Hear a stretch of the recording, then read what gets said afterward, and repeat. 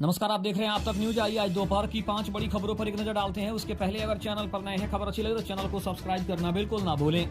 बता दें, सबसे पहली खबर आ रही है, चिराग पासवान के लिए पशुपति पारस को बीजेपी ने आखिर कुर्बान कर दिया। लेकिन इसका नतीजा क्या होगा कि बीजेपी शायद इस बात से अनजान है कि चिराग पासवान को साथ रखने से और पशुपति पारस को पार्टी से नदारद करने का नतीजा बिहार की जनता हो सकता है कि इसका बदला भी ले ले। लेकिन बीजेपी इस खास रणनीति के लिए शायद अपने आप को तैयार रखी है।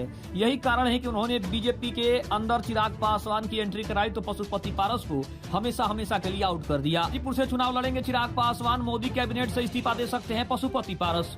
बिहार एनडीए में बिहार की लोकसभा सीटों के बंटवारे के बाद लोजपा रामविलास के प्रमुख चिराग पासवान ने साफ कर दिया है कि वह लोकसभा का चुनाव हाजीपुर से ही लड़ेंगे। वह वर्तमान में जमुई के सांसद हैं। उधर एनडीए में तवज्जो नहीं मिलने के बाद रालोसपा के प्रमुख पशुपति कुमार पारस 1-2 दिनों के भीतर केंद्रीय मंत्रिमंडल से इस्तीफा दे सकते हैं। चिराग ने सोमवार को दिल्ली में मीडिया से बातचीत में कहा कि वह हाजीपुर से चुनाव लड़ेंगे। बिहार में बीजेपी ने सियासी समीकरण भी साधा, सहयोगियों को फील गुड भी करा दिया।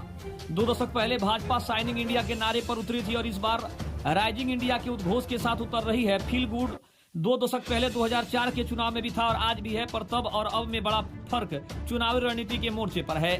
माहौल को अनुकूल बनाने के हर दाव आजमाने में महारत के बावजूद आज की भाजपा सीटों की साझेदारी का नफा नुकसान हो या वोटरों के सामाजिक ध्रुवीकरण की कसौटी हर पहलू पर न केवल पैनी नजर रखती है बल्कि इनके गुना भाग भी बड़ी बारीकी से करती है। को हटा दिया, भतीजे को अपनाया। बिहार में बैकफायर न कर जाए भाजपा की ये खास रणनीति। 5 सीटों पर अभी भी पेच फंसा हुआ है। बिहार में राष्ट्रीय लोक जनतांत्रिक गठबंधन के घटक दलों के बीच आगामी लोकसभा चुनाव के लिए सीट शेयरिंग का फैसला हो चुका है, जहां सत्ताधारी भारतीय जनता पार्टी बिहार की 17 seat, Janata Dal United 16 seat और चिराग पासवान की नेतृत्व वाली लोक जनशक्ति पार्टी रामविलास 5 सीटों पर चुनाव लड़ेगी। हालांकि राजग में शामिल केंद्रीय मंत्री पशुपति पारस के नेतृत्व वाले राष्ट्रीय लोक जनशक्ति पार्टी के दावे को नजरअंदाज किया गया है। बीजेपी जदयू ने बांट ली एनडीए की सीटें। फोकस महागठबंधन पर। आखिर आरजेडी कांग्रेस लेफ्ट कब तक सील करेंगे अपनी डील।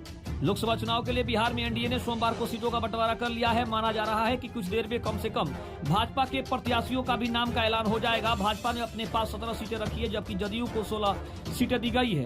अप्रत्याशित रूप से पशुपति पारस को कोई सीट नहीं दी गई है, जबकि उनके भतीजे चिराग पासवान को 5 सीटें दे दी गई है। 1 सीट मांझी के हमको और 1 उपेंद्र कुशवाहा की पार्टी को दी गई है।